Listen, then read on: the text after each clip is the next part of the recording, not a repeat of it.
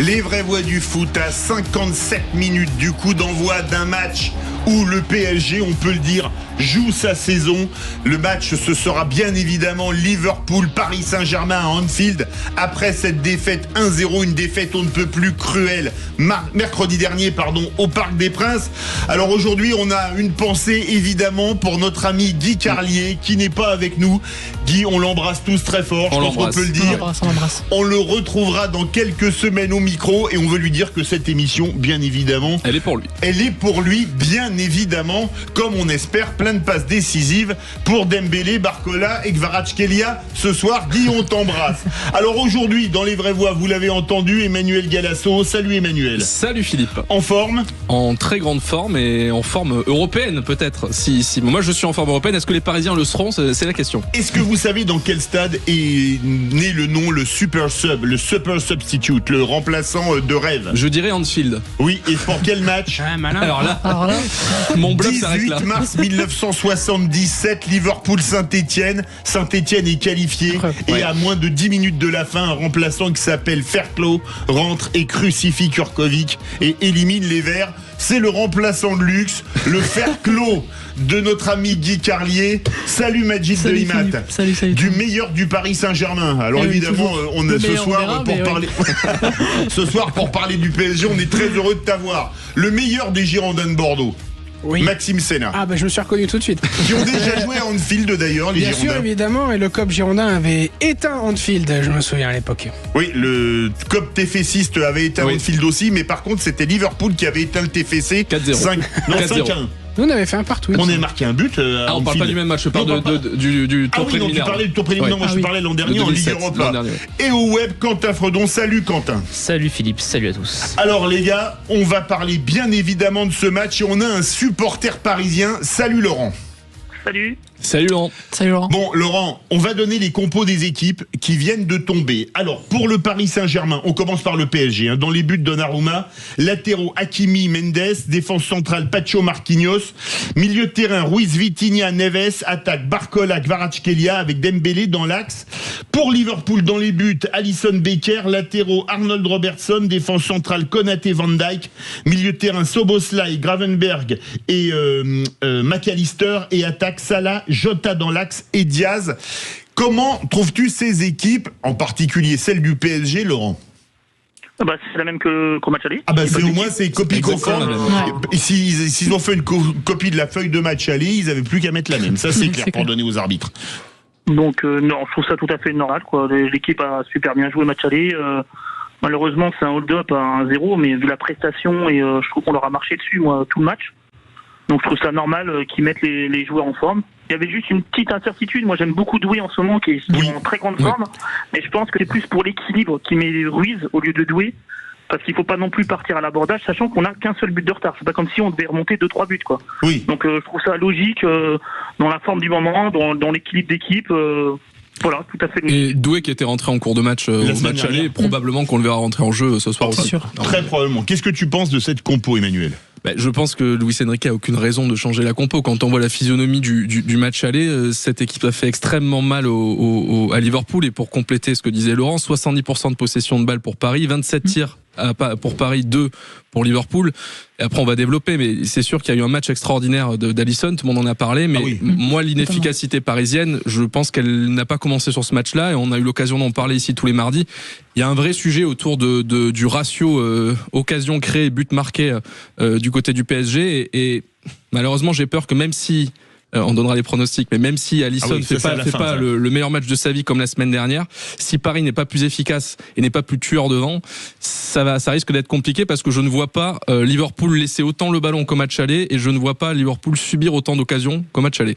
Majid. Oui, pour moi, on change pas une équipe qui gagne, même si finalement ils n'ont pas gagné. Mais j'allais poser la question. On change pas une équipe qui gagne, mais est-ce qu'on change pas une équipe qui perd ? Et là, il l'a pas changé. Non, en tout cas, vraiment, le match aller, c'était vraiment un récital de la part des joueurs de Luis Enrique. Pour moi, c'était un vrai test au niveau du baromètre pour l'équipe du PSG de se mesurer avec les plus grandes équipes européennes. On a vu leur niveau. Reste à voir s'ils vont confirmer ça tout à l'heure. Est-ce que Liverpool c'était vraiment un baromètre? Il y avait le City juste avant qui a été pulvérisé par le Paris Saint-Germain. City, Max, le City cette année, c'est pas le City de l'Europe.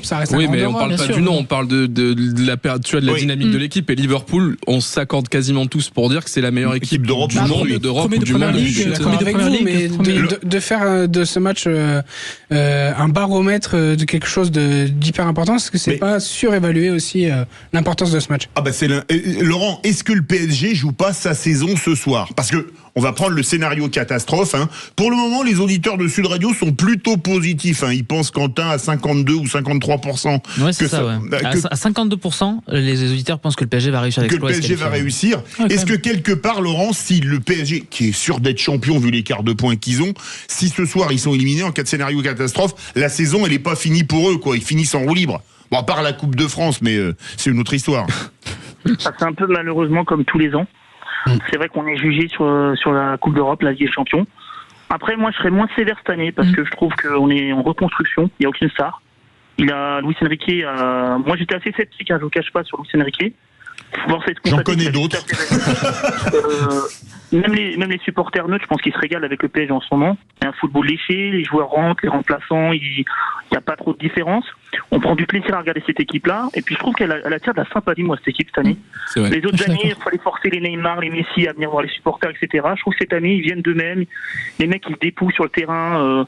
Des mecs comme Neves et tout, ils donnent vraiment envie de supporter ce club, quoi. Je veux dire, moi, honnêtement, on perd 1-0 à l'aller, mais la prestation, elle est magnifique, quoi. Je veux dire, moi, j'avais l'impression d'assister à un match de Coupe de France où le petit, c'était Liverpool, qui essayait de faire un hold-up, qui a réussi son hold-up, mais sur le match, il n'y a rien à dire, quoi. Je veux dire, il y a juste l'efficacité. Encore, je serais moins sévère que d'habitude, parce que c'est vrai que par rapport à ce que vous aviez dit, on n'était pas efficace en début de saison sur les matchs de groupe. Mais là, même en Ligue 1, il y avait des gros problèmes d'efficacité. Rappelons-nous Dembélé, le nombre d'occasions qu'il avait en danger. Et je ne parle pas de Kolo Muani. Mais là, Alisson, il sort le match de sa vie. C'est pas que de la maladresse. Il sort des arrêts, honnêtement, des arrêts de fou. Et en plus, on n'a pas de chance, parce qu'il y a 2 faits de jeu quand même qui sont le hors-jeu pour une rotule, où là, franchement, j'en ai marre de ce hors-jeu pour que dalle. Et surtout, sur le but de Kvaratskhelia, oui. Un arbitre qui prend pas ses responsabilités, parce que je suis désolé, j'ai beau être support hors fer, mais j'en ai parlé avec d'autres personnes. Il y a carton rouge et pénalty 100 fois sur Barcola. Ah non, il n'y a pas pénalty. Il y a carton rouge, mais pas pénalty. Non, il y a coup franc. Il est en dehors de la surface. 50 cm hors de la surface. C'est l'endroit où commence la faute, ce qu'il faut prendre en compte, Laurent. En tous les cas, il y a carton rouge 1000 fois. Je crois que ce soir, d'ailleurs, c'est l'arbitre qui a expulsé le Barcelonais l'année dernière, je crois. Monsieur Kovacs. Je crois que c'est lui. Lui, il a pris ses responsabilités. C'est exactement le même style d'action. Barcola, il part au but. Je suis désolé, pour moi, il y avait carton rouge et ça changeait beaucoup. Pour moi aussi. Majid veut réagir, Laurent. Non, moi je suis totalement d'accord avec toi, Laurent. C'est vrai que pour moi aussi, si Paris Saint-Germain se fait éliminer ce soir, c'est pas un drame non plus. Là où les autres années, on était beaucoup plus sévère avec eux, là où vraiment c'était le flou total pour les saisons d'après, là je trouve qu'on sait où va l'équipe. On sait que cette équipe est jeune pour l'instant, qu'on voit les Désiré Doué, les João Neves, c'est jeune encore, et je suis persuadé que cette équipe du PSG sera encore est très forte cette année, mais sera encore meilleure la saison prochaine. Mais alors, moi j'en parle avec des amis qui aiment le foot, des vrais fans comme toi, Laurent, et tous me disent, cette équipe, elle est en pleine construction et on la voit bien gagner la Champions League dans à peu près 3 ans. Est-ce que vous pensez la même chose, les gars ? Moi, je vais te dire, je pense que ce qui joue beaucoup aussi dans que ce soit la sympathie que cette équipe attire, ou peut-être la complaisance si jamais Paris se fait éliminer, c'est aussi dû au fait que les stars, elles sont plus sur le terrain. Tu peux plus taper sur un Neymar, un Messi ou un Mbappé sur le manque d'implication sur un match où il passe à côté ou sur des ratés. La star, c'est Luis Enrique, donc c'est lui qui est seul décisionnaire. Et quand on voit le rapport de force en conférence de presse entre Luis Enrique et les journalistes, on a vite compris que peu de personnes lui marchent sur les pieds, et quelque part ça éteint toute polémique possible. Et là les joueurs, t'as pas de star dans cette équipe, t'as plein de joueurs de talent, t'as un équilibre. Le danger vient de partout, on l'a vu d'ailleurs, évidemment qu'on parle d'Ousmane Dembélé. Ils ont un très bon trio d'attaque. Il y a un très bon trio d'attaque, et tu vois que tu sais que des Neves, des Vitinha, ils peuvent aussi ils ont des grosses frappes, c'est des joueurs qui peuvent apporter le danger. Donc le danger vient de partout, et quelque part, et t'as raison, on a été très critique envers Luis Enrique, mais il faut lui reconnaître ça, c'est que toutes les expérimentations qu'il a fait en Ligue 1, où parfois on disait mais qu'est-ce qu'il fait à mettre des défenseurs gauche, Neves latéral droit. Enfin, on disait mais qu'est-ce qu'il fait, qu'est-ce qu'il tente.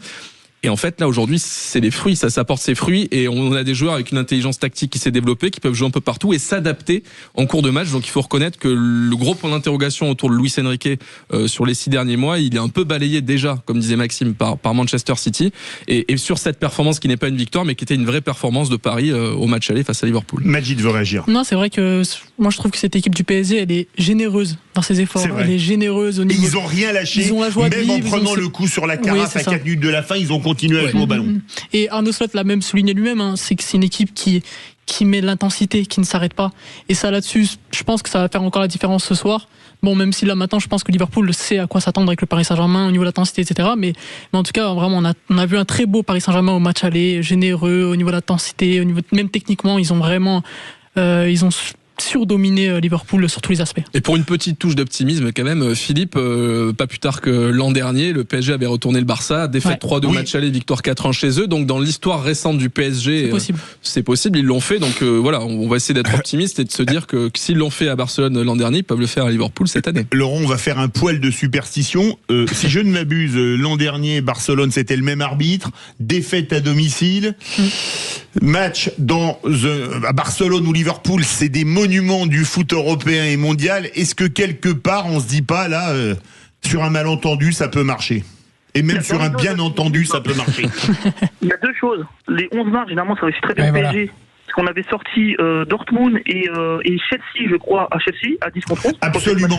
Le 11 mars 2015. Et le 11 mars 2020. Alors, avec un arbitrage scandaleux de l'arbitre hollandais qui avait expulsé Ibra et qui avait pas expulsé un Anglais qui avait fait, mais alors, pour un deuxième carton jaune, genre lors de la remontada, pas de deuxième carton jaune pour comment il s'appelle, Piqué, un scandale. On est d'accord. Oui, Laurent. Et la deuxième chose, c'est que Liverpool, pour démystifier un peu Anfield, si j'ai pas de bêtises, ça fait 2 ans de suite qu'ils se prennent 2 roustes à domicile et qui sont sortis en Coupe d'Europe, 5-2 par le Real avec un doublé de Benzema et l'année dernière 3-0 par l'Atalanta.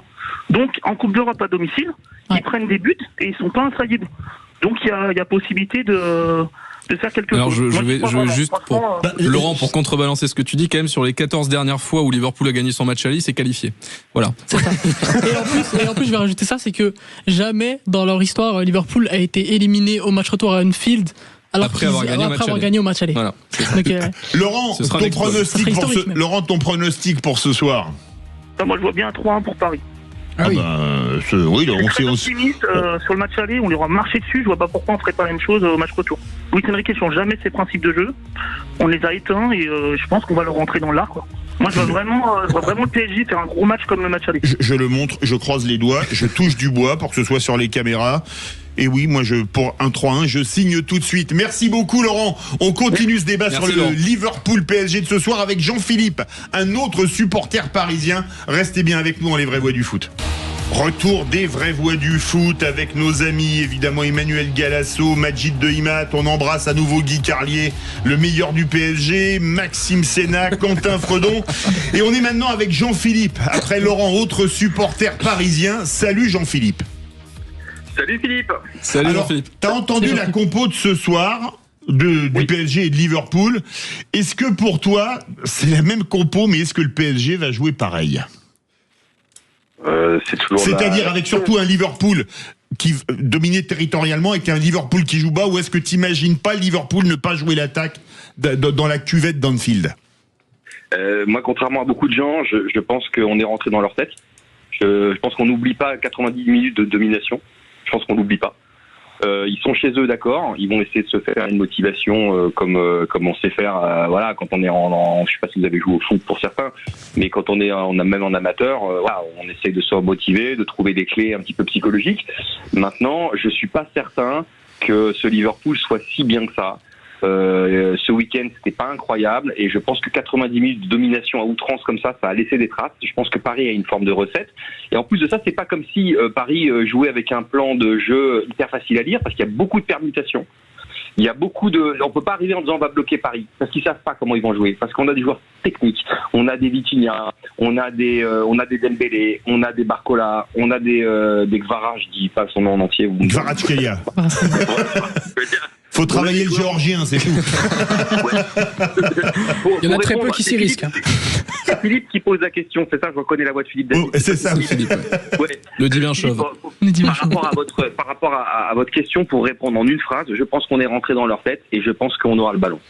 Ouais. Mais alors, c'est assez paradoxal parce que Liverpool gagne au match aller, mais quelque part, je pense que ça va être à Liverpool de proposer quelque chose de différent. Alors que c'est eux qui sont en position de force. Et le match aller, les 10 premières minutes, Liverpool joue très haut, Liverpool presse, Liverpool tente d'embêter le Paris Saint-Germain, et voyant que le pressing n'est pas efficace et qu'au contraire il s'expose à des contres, tout le bloc descend et ils remonteront plus jamais jusqu'à la fin du match. Et là, ce qu'il va falloir voir, c'est est-ce que Liverpool retente la même chose, et peut-être avec quand même la confiance d'une victoire au match aller et en plus Anfield qui pousse derrière, peut-être que le pressing sera plus efficace, peut-être qu'ils vont continuer sur cette lancée.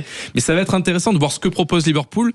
Et quelque part, Paris a deux options, deux schémas de jeu qui leur réussissent plutôt bien. Celui du match aller, Liverpool joue bas et ils ont énormément d'occasions, ils les acculent jusqu'à éventuellement marquer, ce qu'ils ont pas réussi au match aller. Et deuxième scénario, Liverpool presse haut et Paris joue bloc bas, et en transition et en contre, Paris a les armes pour marquer, pour faire mal à cette équipe de Liverpool. Donc en fait, je pense que Paris peut avoir la solution dans les deux cas, mais c'est l'intensité et la certitude tactique avec laquelle va arriver Liverpool qui, pour moi, sera la clé de cette rencontre. Majid. Oui, Emmanuel l'a très bien dit. Pour moi, les certitudes sont du côté du PSG. L'équipe qui a un casse-tête ce soir, c'est Liverpool. Ouais. De quelle manière ils vont essayer de détourner ça? Ils sont hyper favoris comme ils ont gagné au match aller et qui jouent chez eux. Oui, en plus. Donc pour moi, oui, le PSG, l'exploit est possible. En fait. Maxime. Moi, je vous trouve très confiant ce soir. Je vous rappelle. Non, on n'est pas confiant. Ça fait quand même 20 minutes que vous me dites que ça y est, c'est quasi fait. À sortir les paquets de Kleenex. T'es rabat-joie, Maxime. Tout le temps. Je suis pas rabat-joie. Je dis simplement qu'on parle du Paris Saint-Germain. que le Paris Saint-Germain, mentalement, pour passer les huitièmes, c'est compliqué. On va l'appeler Max la provoque. C'est son nouveau surnom dans l'émission. Max la polémique. Non, mais attendez. Non, mais moi, Max, je pense que Liverpool va se qualifier. Donc moi, je suis pas du tout optimiste. Non, mais je suis pas optimiste pour Paris. Non, mais à vous écouter, j'ai l'impression que Paris est vraiment supérieur à Liverpool. Ce que je te dis, c'est que je pense que Liverpool va devoir proposer autre chose et que c'est dans le rapport de force, même si Liverpool est en position de force, c'est eux qui vont être force de proposition tactique, parce que de fait, ils ont perdu la bataille tactique à l'aller. Mais je pense qu'entre Anfield, même si Jean-Philippe dit que, et c'est vrai, Liverpool n'est pas aussi en forme maintenant qu'il y a 2 mois, mais ils ont quand même des certitudes. Ils sont pas aussi en forme. Ils ont gagné 3-1 contre Southampton ce week-end. Ils ont battu Liverpool juste avant le Paris Saint-Germain. Ils ont battu Manchester City et ils sont premiers. Oui, mais dans l'impression laissée, ce que je veux dire, c'est qu'il y a 2 mois, ils roulaient sur tout le monde. Ils ont fini premiers dans la phase éliminatoire phase de poule de Ligue des Champions. Tu vois, ce que je veux dire, c'est que là, on sent qu'ils marquent un peu le pas et ils gardent une marge. Donc, moi, je mets quand même, on fera les pronostics, mais je mets Liverpool favori face au PSG. Mais ce que je veux dire, c'est que paradoxalement, ça va être à Liverpool de proposer. Et quand comme disait Jean-Philippe, quand tu as joué au foot et que tu sais que c'est toi qui dois proposer quelque chose, je suis pas certain que ça soit à Liverpool de proposer quelque chose. Ils mènent. Mais les clubs anglais, en général, c'est comme les clubs allemands. C'est pas les clubs italiens d'il y a 20 ou 30 ans, ils calculent pas, eux, surtout en jouant chez eux, ils y vont pour jouer l'attaque parce qu'ils ont un public, parce que c'est dans leur culture. T'es d'accord avec ça, Jean-Philippe? On n'imagine pas Liverpool mettre l'autobus à Anfield comme ils l'ont mis, c'était même l'Airbus à 380, devant la surface de réparation, comme ils l'ont fait au Parc des Princes il y a 6 jours. Oui, Philippe, mais juste rebondir sur ce que disait Emmanuel. Emmanuel m'a posé une question, ou Philippe m'a posé une question, enfin je sais plus qui m'a posé la question. Mais c'était de toute façon une bonne question. Nous sommes 2 personnes respectables. Qu'est-ce que tu voyais en termes de jeu? Mais j'ai pas dit qui allait gagner. On m'a pas posé la question qui allait gagner. Ouais. On ne te la posera pas, Jean-Philippe. Bonne soirée, merci beaucoup d'être venu. Non, dis-nous. Vas-y. C'est 2 questions différentes. Ce sont 2 questions différentes. La première question, c'est qu'est-ce qu'on pense qu'il va se passer, si vous voulez, dans le développement du jeu, qui va faire quoi? Moi, je pense qu'on est rentré dans leur tête. Mais comme on est rentré dans leur tête dans le match, on en 90 minutes, on leur a mis, voilà. Et puis derrière, on perd. Je pense qu'il va se passer encore la même chose ce soir. Moi, je suis pas sûr que Liverpool lâchera le ballon ce soir. Il y aura des regrets. Non, mais est-ce que quelque part, Majid, moi, je pense que Liverpool va jouer l'attaque, sauf s'ils se rendent compte, comme la semaine dernière en jouant haut, qu'ils se font promener, qu'ils risquent de prendre des contres, auquel cas ils risquent de reculer. Mais est-ce qu'une équipe avec des joueurs aussi rapides que Dembélé ou Barcola, si elle a des espaces et que Liverpool joue son jeu, c'est-à-dire l'attaque à domicile, c'est pas le meilleur moyen d'avoir des occasions de but, même si la semaine dernière, en jouant pas en contre, ils en ont eu 27 tirs, je crois, dont 10 cadrés. 27, mais de toute façon, comme l'a dit Emmanuel, peut-être ils font face ils s'exposent en fait finalement aux transitions, etc., avec Ousmane Dembélé, avec Barcola qui peuvent prendre la profondeur. Donc oui, dans tous les cas, c'est vraiment pour moi l'équipe qui a le vrai casse-tête là-dedans, c'est Liverpool. À savoir maintenant le jeu qu'ils ont joué. Il faut savoir qu'au match aller, Liverpool n'a jamais eu autant moins la possession depuis 2021. Ils ont eu 21 depuis 2021, ça fait 4 ans. Et c'était contre qui je sais pas. Après, Philippe, il y a quand même. Ça pourrait être contre une équipe. Real Madrid, il me semble. Oui, contre le Barça en tiki-taka, ça aurait été possible aussi. Il y a quand même aussi une question qui est sans réponse, parce qu'Anfield, c'est d'après ce que disent tous les entraîneurs aux joueurs qui sont passés, le stade le plus mythique, le plus impressionnant. Jean-Michel Larquet, qui avait joué avec Saint-Etienne en 77, avait dit que jouer à Anfield, on s'en remettait jamais. Les Wenger, les Mourinho, Ferguson et autres, ils disent que il y a pas d'équivalent. Donc la question, c'est cette équipe du PSG qui manque de cadre et de joueurs d'expérience, comment elle va vivre émotionnellement ce match? Et ça, on n'a pas la réponse. C'est ça. Liverpool est à domicile avec ils sont chez eux, donc c'est une atmosphère qui est la leur. Ils sont en terrain conquis. Comment cette équipe du PSG, aussi talentueuse soit-elle, avec un manque de cadre et de joueurs d'expérience qui sont habitués à ces matchs-là, comment elle va réagir émotionnellement si elle prend l'eau? Tu sais, les 10 premières minutes où Paris prend l'eau au Parc des Princes, je pense que ce sera pas vécu de la même manière si tu prends l'eau. À Anfield, c'est clair. Je tempère ce que je veux dire. Ils ont pas pris l'eau, mais ils ont été embêtés. S'ils sont embêtés de la même manière à Anfield, je suis pas convaincu que les joueurs réagiront de la même manière. Mais même sans prendre l'eau, imaginons que le scénario soit celui-ci, à la 60e, il y a toujours 0-0. Bah, tu te découvres. Comment ça se passe dans la tête? Comment ça se passe dans la tête, surtout? Mais est-ce que justement, Jean-Philippe, la force principale de cette équipe du PSG, c'est qu'elle est jeune, une équipe jeune, ça a de l'insouciance. Mais ça a de l'expérience aussi. Ça manque d'expérience, c'est vrai, mais est-ce que quelque part, parfois, de l'insouciance qui va mettre un coup de folie, ça peut pas faire basculer un match, alors que c'est vrai, en Coupe d'Europe, surtout en match retour, surtout contre un adversaire du calibre de Liverpool, surtout à l'extérieur, l'expérience peut faire la différence, mais parfois le coup de folie peut le faire aussi. Elle est longue, la question. Oui, mais c'est vrai. Non, Jean-Philippe. C'est une chose, pour revenir sur les anciens ont dit, Larquet, etc. C'est pas la même génération. Il y avait des respects des anciens. Il n'y avait pas les mêmes salaires. Là, on est face à des jeunes qui sont payés 10 millions d'euros, qui sont pas des mercenaires, mais qui en gros, ils sont payés pour ça. Oui. Là, on est sur une professionnalisation. On est sur des jeunes qui arrivent le casque dans les oreilles. Pardon, je fais pas une crise de réac, hein. Mais je veux dire, je pense pas qu'ils seront impressionnés au même titre que Larquet, que Wenger.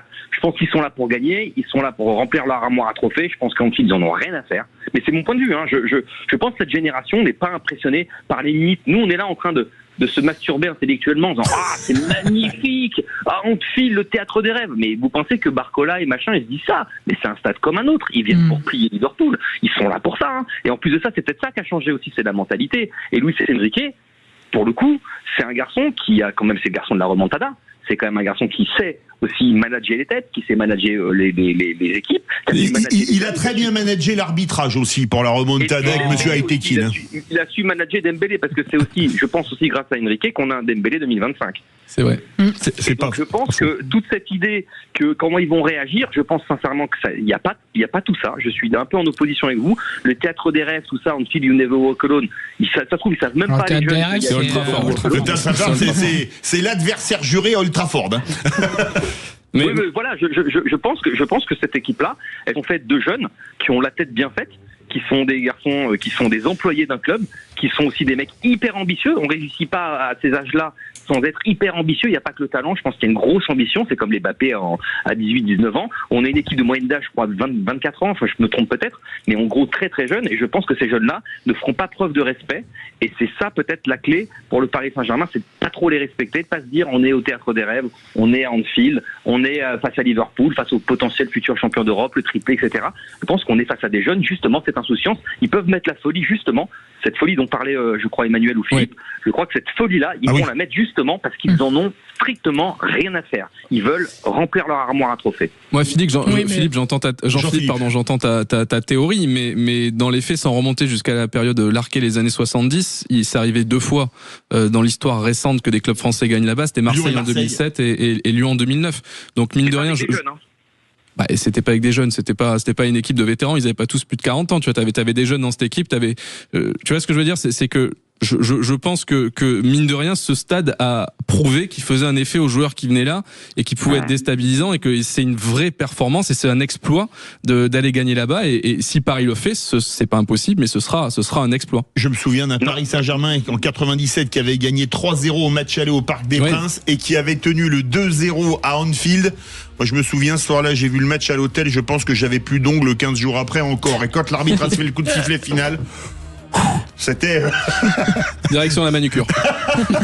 Alors, on va faire le jeu des paris, bien évidemment, des pronostics. Jean-Philippe, alors Laurent avait mis 3-1 pour le PSG. Autre toi, supporter du PSG, tu mets quoi ? Moi, malheureusement, je vois un scénario de merde où on mène 1-0 et on mène 1-0, on va enflammer, puis on perd 2-1. Voilà. À défaite 2-1. Ouais. Manu. 2 partout. Ah ouais, Donc 2 élimination. partout. Ah oui. Majid. 2-0 Pour qui ? pour Paris. Ah oui, Majid 0-2, Maxime.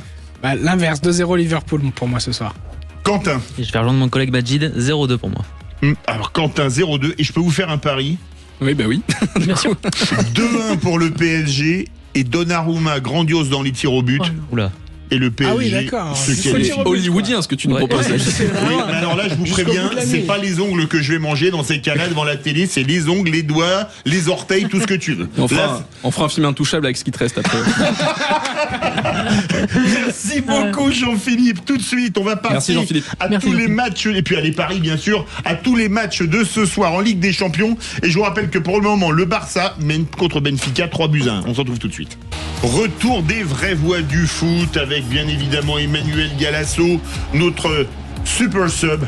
On embrasse Guy Callier d'ailleurs, Majid Dehimat, community manager du meilleur du PSG, bien évidemment celui qu'on appelle le chef, Maxime Ah, Sella. ça fait plaisir qu'on me out à l'antenne. Et Qu'on là- le dise à l'antenne. Mais non, mais on l'appelle le chef dans la rédaction de Sud Radio, chez les réalisateurs. Le chef, c'est lui.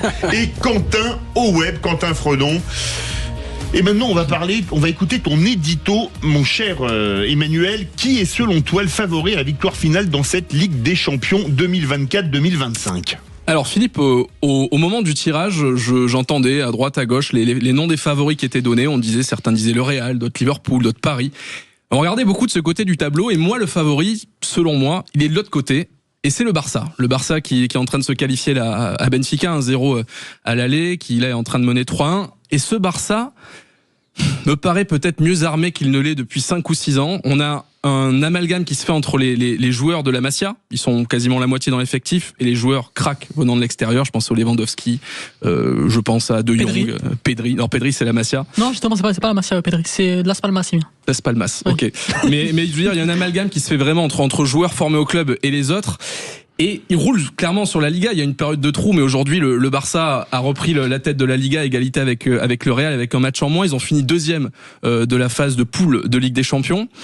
Et le tableau paraît plutôt ouvert de leur côté. Ils risquent de tomber face à l'Inter ou au Bayern en demi-finale si les étoiles s'alignent. Et on peut avoir, ce qui serait quand même extraordinaire, une finale Barça-Real, ce qui n'est jamais arrivé dans l'histoire de la Ligue des Champions. Et si ce scénario se produit, le Barça a affronté 2 fois le Real cette saison, 4-0 et 5-2 entre le championnat et la Super Coupe d'Espagne. Je sens le Barça faire une grande Ligue des Champions, et ce Barça me rappelle un petit peu celui de 2006. Celui qui a battu Arsenal en finale de la Ligue des Champions. Un petit peu la même structure d'effectifs. Yamal dans le rôle de Lionel Messi, on va pas lui prêter la même carrière, mais en tout cas il a le même rôle au sein de cette équipe. Et si ce Barça part comme celui de 2006, ça peut être une décennie de règne qui s'ouvre derrière. Donc je vais prendre un pari en ce 11 février 2025. Le Barça gagne la Ligue des Champions. Et peut-être que le Barça régnera sur l'Europe dans les années qui suivent, Philippe. Alors, je tiens quand même à rappeler un truc. En 2006, c'est la finale au Stade de France, où il y a le carton rouge de Jens Lehmann en début de match, le gardien de but de Liverpool, d'Arsenal, qui a été un tournant du match. Qui a été quand même le gros tournant du match, parce qu'ils étaient quand même menés 1-0 par Arsenal. Hein, d'accord. C'est vrai. Qu'est-ce que tu en penses ? Est-ce que pour toi, le grand... Me le rappelle pas, Philippe. Pourquoi ? Supporter d'Arsenal. Ah non, t'es supporter d'Arsenal, c'est vrai, exactement. Non mais moi avec toi, je reste dans les Girondins de Bordeaux, je suis monotache. Hein. Majid, pour toi, tu mets le Barça comme grand favori de cette Ligue des Champions. Moi aussi. Grand favori, Maxime ou Emmanuel ou favori avec l'Inter, en fait, comme tu l'as dit. Je vais te dire, je pense que l'Inter et pourquoi pas le Bayern peuvent les embêter en demi, mais je pense pour moi que le Real ira de son côté en finale, et la seule équipe qui peut battre le Real sur un match, pour moi, c'est le Barça. Donc c'est pour ça que si ce scénario se produit, après il peut s'en produire d'autres, hein, mais moi ce scénario qui me fait envie en tant que fan de foot, s'il se produit, je pense que le Barça est la seule équipe apte à casser la magie du Real en Ligue des Champions. Majid. Ouais, c'est vrai que le Barça c'est vraiment la bête noire du Real Madrid, mais oui, pour moi aussi de toute manière le Barça sont les favoris, encore plus après la prestation qu'on a vue de Liverpool contre le PSG. Je les mets en dessous quand même du Barça. Et oui, franchement, le Barça, faut savoir que le Barça, c'est l'équipe qui a le plus de buts, qui a mis le plus de buts en Ligue des Champions cette saison, avec 2 matchs de moins que le Real Madrid, par exemple, vu qu'ils n'ont pas joué les playoffs. Oui. Donc voilà, ouais, pour moi aussi, c'est les grands favoris de cette saison. T'es d'accord avec ça, Maxime? Tu mets le Barça comme grand favori? Ils sont forcément favoris. Après, on peut dire pratiquement comme tous les ans. Hein. Oui, un peu moins ces dernières saisons. Mais ils sont toujours dans le top 5. Mais là, ils ont tellement un tableau ouvert que forcément, oui, je les vois finalistes de leur côté du tableau. Après, de là à dire qu'ils battraient le Real en finale, ça reste le Real de la Ligue des Champions. Ouais, c'est vrai. Et c'est pas si évident que ça. Mais t'as raison, de toute façon, le Real, c'est tellement irrationnel. C'est jamais arrivé dans l'histoire, en plus, qu'une équipe batte le Real Madrid en finale de Ligue des Champions. Qu'ils se soient affrontés eux en finale et que le Real, t'as raison, perdent en finale. Mais oui, mais le Real a déjà perdu une finale de Coupe des Champions. 1981 face à Liverpool au Parc des Princes. Pas dans le format 95. Pas dans le format Ligue des Champions. Mais Coupe d'Europe des clubs champions où ils perdent la finale. Mais voilà, je pense, Max, pour te répondre, que c'est pour moi la seule équipe qui a les ingrédients pour les embêter. Et sur un match, et sur un match pouvoir battre le Real. Alors Benfica, on est quasiment à la fin du match, on est à la 89e minute au stade de Montjuïc, et pour le moment, Maxime, toi tu as le match en direct sur ton écran. Exactement. Toujours 3-1 pour le Barça contre Benfica. Donc on peut dire que la messe est dite. Oui, au cumulé sur les 2 matchs à 4-1, donc je vois pas comment ça peut. Donc même si l'arbitre met 10 minutes d'arrêt de jeu, il faudrait quand même que le Benfica mette, pour obtenir les prolongations, 3 buts en 10 minutes au Barça. Le risque est quasi. J'ai le coup de dé derrière, c'est impossible. Ils avaient pris une vraie belle option au match aller en étant dès le début à 10 contre 11 et en allant gagner 1-0. Bon, à Benfica, c'est quand même une vraie option de prise. Il faut savoir que malheureusement, le docteur du Barça, de l'équipe première du Barça, est décédé ce week-end. Oui, ils ont annulé. Donc voilà, jouer en plus avec ça dans la tête, mais bon, là maintenant, ils font le travail, donc. Alors, on va faire le point des autres matchs. On fera le bilan final à la fin du match du Barça contre Benfica. Ce soir, les autres matchs. Alors, le duel germano-allemand entre la Rhénanie du Nord-Westphalie, Bayer Leverkusen et la Bavière Bayern Munich. Bon, avec le 3-0 à Munich au match aller, on peut dire que la messe est dite également. Sincèrement, j'ai été surpris moi par ce 3-0 au match aller quand on voit un Bayern qui n'est pas du tout le grand Bayern qui fait des matchs souvent quelconques. Qui fait des matchs quelconques et qui décline. Pour le coup, ça reste un très très grand nom du football, mais qui décline d'année en année. On a l'impression qu'ils ne retrouvent plus la recette. Et face à eux, justement, une dynamique inverse, celle du Bayer Leverkusen, finaliste de l'Europa League l'an dernier, et qui, sous Xabi Alonso, est une équipe absolument déjà délicieuse à regarder. Championne d'Allemagne pour la première fois de son histoire l'an passé. Et c'est quelque part, je vais te dire, Philippe, c'est presque romantique ce qui est en train de se passer dans cette Ligue des Champions, parce que on était émerveillés par ce nouveau format où il y avait des surprises dans les matchs de poule, avec Brest qui fait nul contre le Bayern Leverkusen, notamment évidemment Brest, et là on a l'impression Lille qui tape le Real Atlético à la suite. Exactement. Et nous en tant que Français évidemment ça nous fait plaisir, on était heureux, mais là j'ai l'impression, on va voir si ça se confirme sur ces matchs retour, que quelque part on revient à la réalité et que les grands ne meurent jamais. Et que tu sais, je te disais, le Barça, probablement on aura l'Inter et le Bayern en quart. De l'autre côté, tu risques d'avoir Real, Arsenal. Tu retrouves les grands.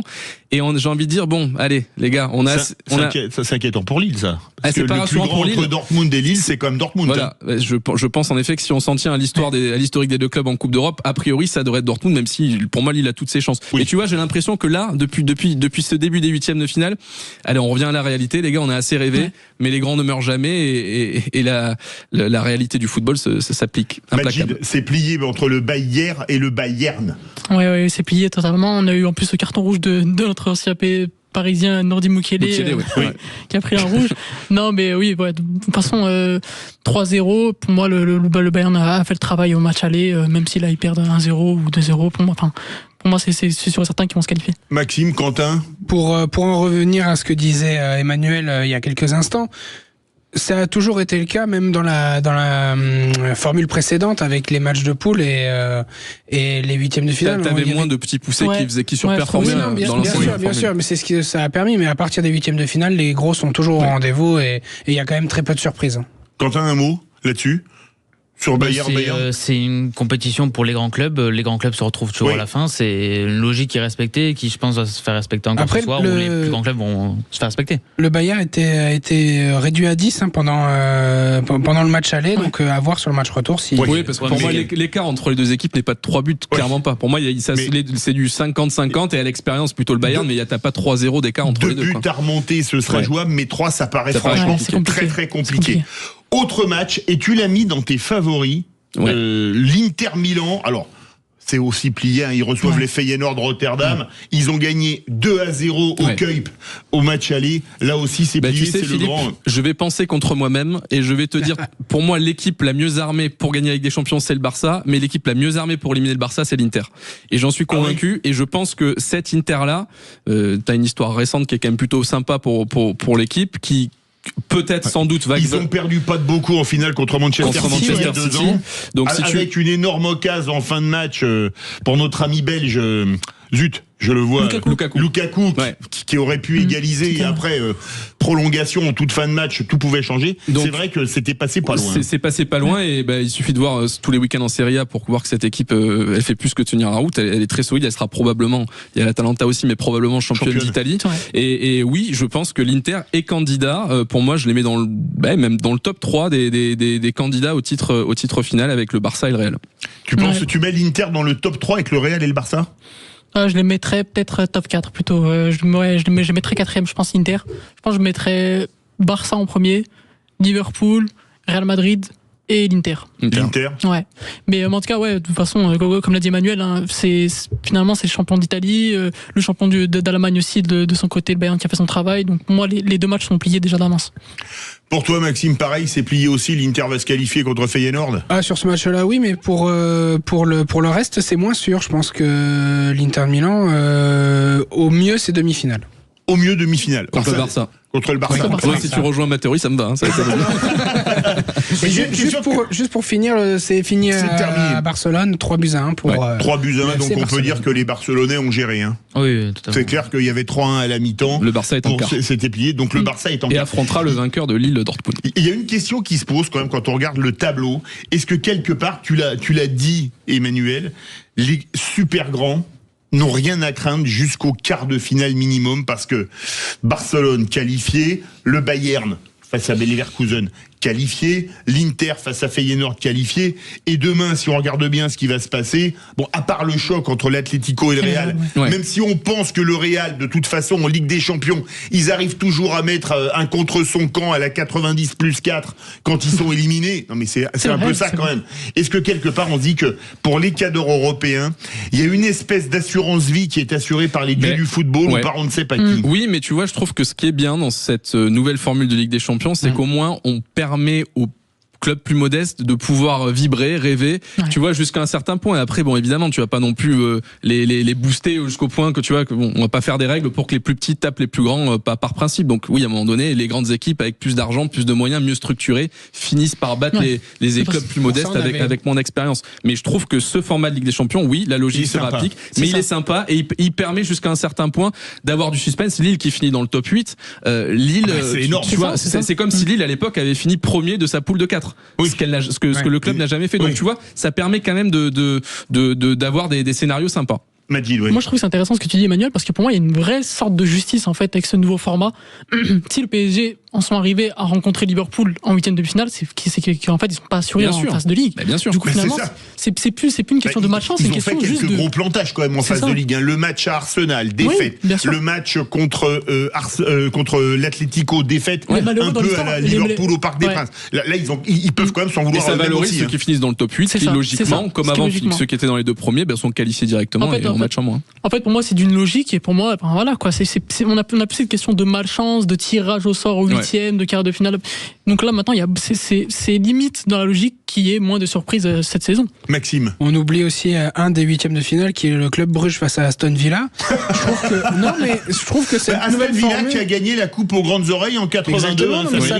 Ça permet d'avoir ce genre de match et je pense que Aston Villa justement peut être la surprise aussi de cette partie de tableau. Déjà, quart de finale, c'est une très belle perf pour Villa. Aston Villa, oui. Oui. Mais j'ai pas en mémoire toutes les éditions précédentes, mais j'ai rarement le souvenir d'une édition aussi ouverte. Vous parliez de favoris tout à l'heure, mais il y a aucun favori très clair qui roule sur tout le monde, comme par exemple City le faisait il y a quelques années, le Real il y a 10 ans, le Barça avant ça. Ouais, mais tu sais ce qui est drôle, Quentin, c'est que tu connais la célèbre phrase, Philippe, et je pense que vous la connaissez tous, quand on dit qu'au final le football, tu sais, a été créé par les Anglais, arbitré par les Français, mis en scène par les Italiens, et à la fin c'est les Allemands qui gagnent. En Ligue des Champions, on pourrait refaire la même formule en terminant par, et à la fin c'est le Real qui gagne. Ou le Real qui gagne. Le Real, parce que le Barça c'était 2015 la dernière. Oui, c'est vrai. Mais tu vois, t'as l'impression que depuis quasiment 10 ans, t'as pas une équipe qui écrase l'Europe, que ce soit par son style de jeu, par une supériorité extraordinaire, mais à la fin c'est vrai que c'est le Real qui gagne. Donc même sans, et en étant parfois souvent même dominé, tu vois, sans écraser. Donc il y a eu des grandes périodes dans l'histoire du foot, on les connaît, et là on est dans une période où il n'y a pas un football dominant. Il y a le Guardiola City qui en a mis plein la vue, mais qui au final a gagné une Ligue des Champions, ce qui est très bien, mais qui n'a pas gagné 3, 4, 5 d'affilée ou sur une période. Donc oui, t'as raison, il n'y a pas un cadre qui écrase tout, mais c'est ce qui rend la compète sympa. C'est ce qui rend cette nouvelle formule attrayante, je pense. Mais parfois il y a des surprises où une équipe qu'on n'attendait pas gagne la Ligue des Champions. Je pense à Chelsea, l'année où il tape City, c'était il y a 3 ans, je crois. C'était en 2020. C'est l'année après le Covid. 2020, c'est le Bayern. C'est le Bayern contre Paris. C'est vrai que là, ça avait quand même été la surprise et la preuve parce que personne voyait Chelsea favori. Ouais, non, complet, ça a été une surprise. Mais même, je vais te dire, le Chelsea qui gagne en 2012, on les voyait plus en 2008 quand ils perdent contre Manchester gagné qu'en 2012 quand ils battent le Bayern. Avec une série de tirs au but absolument mythique. Allez, dans quelques instants, on continue. On va retrouver notre ami Alexandre Corboz du But Football Club. On va parler globalement de la semaine européenne et d'une très bonne nouvelle pour le foot français et la Ligue 1, qui en a quand même bien besoin, c'est que l'indice UEFA est sauvé. On se retrouve tout de suite dans les vraies voix du foot. Retour des vraies voix du foot avec Emmanuel Galasso, Majid de Imat, Maxime Sénat, Quentin Fredon, et c'est l'heure du But Football Club. Ah oui, il y a un jingle, j'ai oublié. Ah bah oui, voilà. L'info du jour avec butfootballclub.fr. Et on a l'immense plaisir de te retrouver, mon cher Alexandre Corboz, rédacteur en chef du But Football Club. Bonsoir à tous. Bonsoir Alexandre. Alors, on va parler quand même d'une bonne nouvelle. On va faire le point de la Ligue. Tu veux faire quoi? Qu'on fasse le point de la suite de la semaine européenne ou qu'on parle directement de l'indice UEFA, C'est Alexandre? à la carte. C'est ton émission. C'est à la carte, tu vois, qu'on sait recevoir. On va annoncer la bonne nouvelle.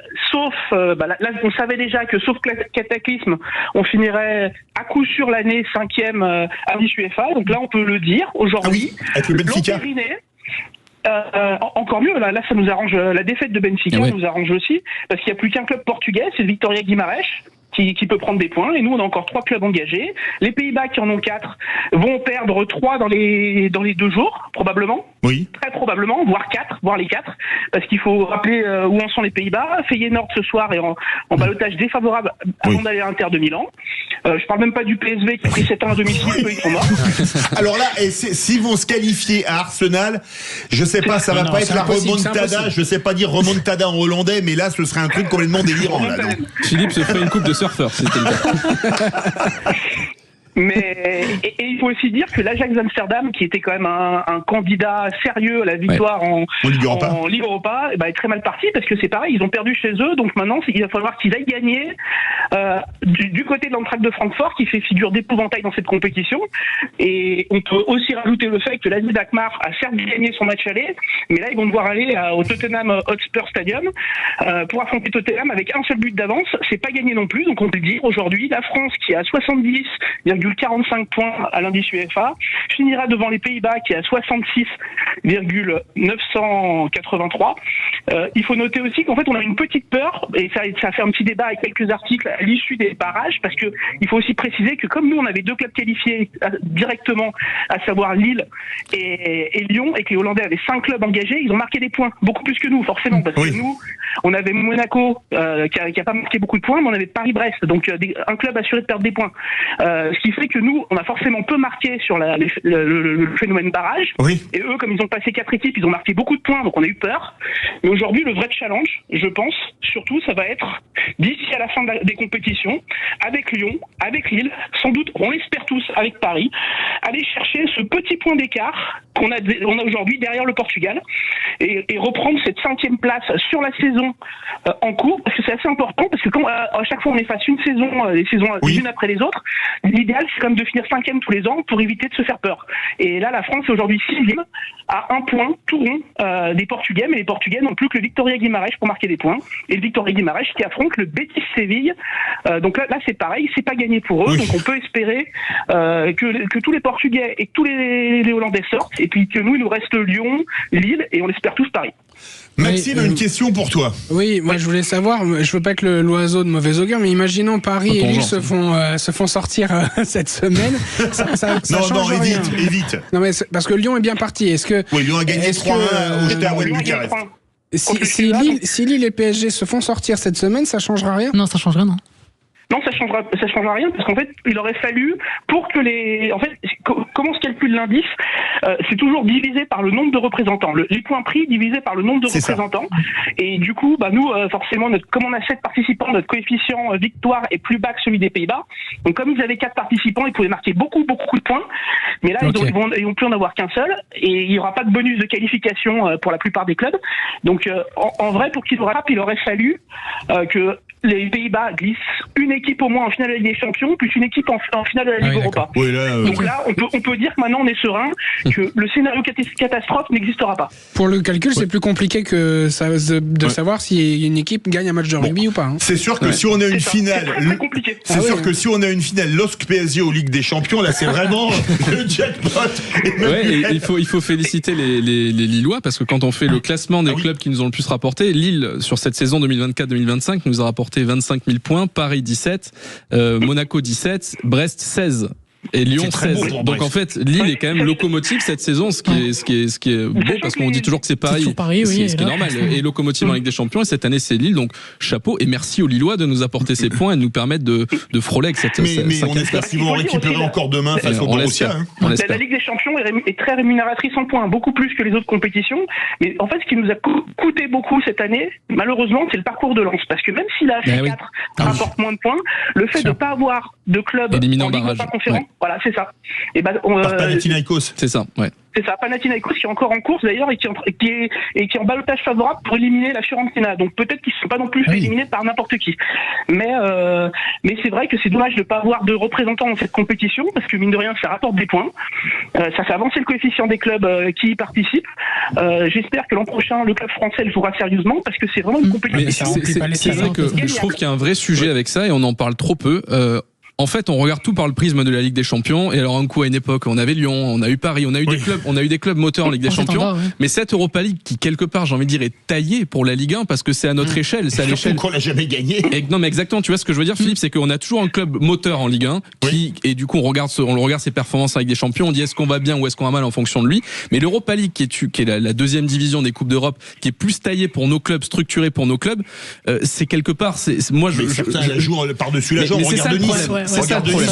C'est qu'en fait, moi, Philippe, j'attends beaucoup plus qu'un club français gagne dans les prochaines années l'Europa League plutôt qu'un club gagne la Ligue des Champions, ce qui serait magnifique qu'on gagne la Ligue des Champions. Mais je trouve que c'est beaucoup plus accessible de gagner l'Europa League si tu mets les moyens, que tu sois Rennes, Lens, Nice, Lyon ou autre. T'as quand même des moyens considérables par rapport à 90% des autres clubs qui sont dans cette compétition. Et je pense qu'il y a un vrai sujet autour de l'Europa League. Et moi, je m'étonne du manque d'investissement. Sur ça, on n'a pas évolué. Je trouve qu'on a évolué sur plein de choses. Dans notre philosophie de jeu, on a évolué, mais on n'a pas évolué dans notre approche des soirées européennes en Europa League. Majid, vas-y, Alexandre et Majid après. Il y a qu'à voir Nice qui n'a pas joué cette année, alors qu'il joue à fond. C'est tout le temps, Nice. C'est un scandale. C'est un scandale, parce que cette compétition, ils doivent la jouer. Mais moi, je suis assez d'accord. Mais il y a un point, j'appuie aussi, on joue pas la C4, qui est l'équivalent de la troisième conférence. Et celle-là, pour le coup, elle est plus qu'accessible. On se rend compte qu'en demi-finale, il y aura peut-être le champion de Pologne ou des adversaires qui sont très abordables pour la France. On peut faire des finales européennes.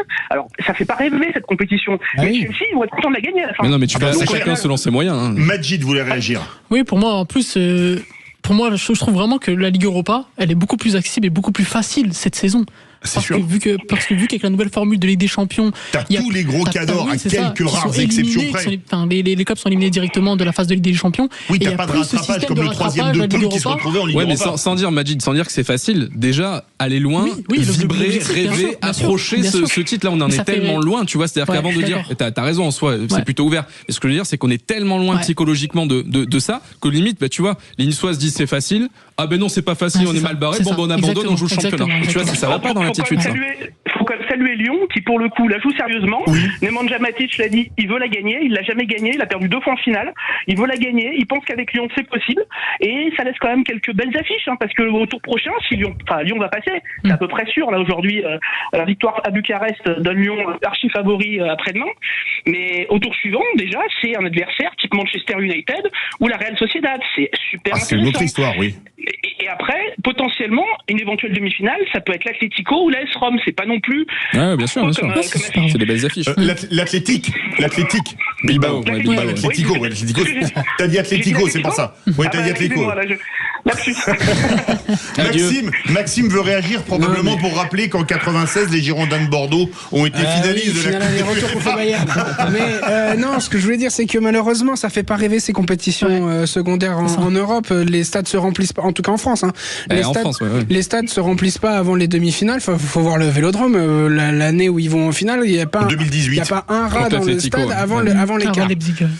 Mais Max, moi, j'entends ce que tu dis, mais je comprends pas pourquoi pour tous les autres pays qui sont parfois, dès que tu as des clubs anglais, italiens, espagnols ou allemands qui sont mieux classés que nous à l'indice UEFA ou des clubs de championnat moins bien classés, dans les deux cas, ils ont une approche sérieuse et passionnée de cette compétition. Je vois pas pourquoi nous. Quand tu vois un club comme le Sporting Braga qui a été en finale de la Coupe UEFA, aussi. Et je rajoute aussi les Glasgow Rangers qui il y a quelques saisons ont joué à fond. Ça fait quand même des équipes qui prennent des points aussi. Et puis derrière, quand ils font la Ligue des Champions, ils ont des meilleurs coefficients. Il y a un club qui avait bien compris ça, c'était le FC Séville. Oui, bien sûr. L'Europa, ils enchaînent des Europa League. Avec un statut de favori tous les ans. Parce que le vainqueur, il est favori, il passe en chapeau 1 avec des champions, faut pas l'oublier. C'est pour ça que Lyon se dit. C'est pas anodin, oui. C'est pas anodin, et Lyon aujourd'hui la joue à fond pour ça, parce que c'est un accessible pour la Ligue des Champions, mais en plus un accessible pour le pot 1.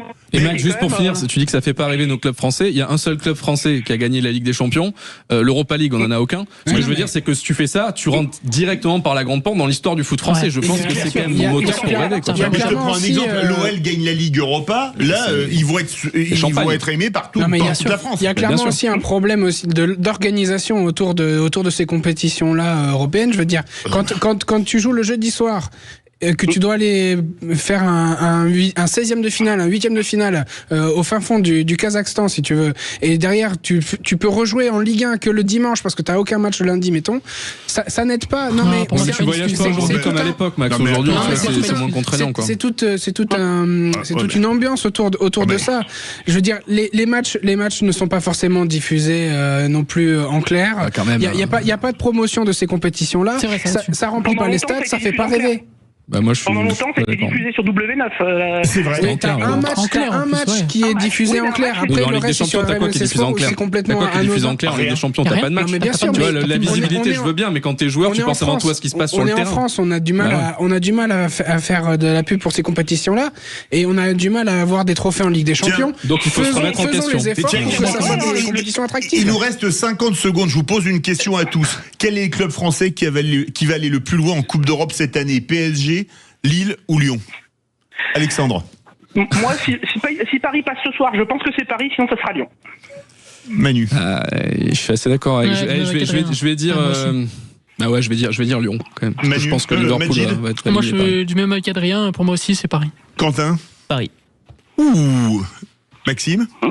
Moi, je pense que Lyon est armé pour aller très loin dans cette Ligue Europa. Il y a que la Roma pour moi qui est encore un épouvantail, parce que même United, je pense qu'ils peuvent. C'est jouable. Merci beaucoup.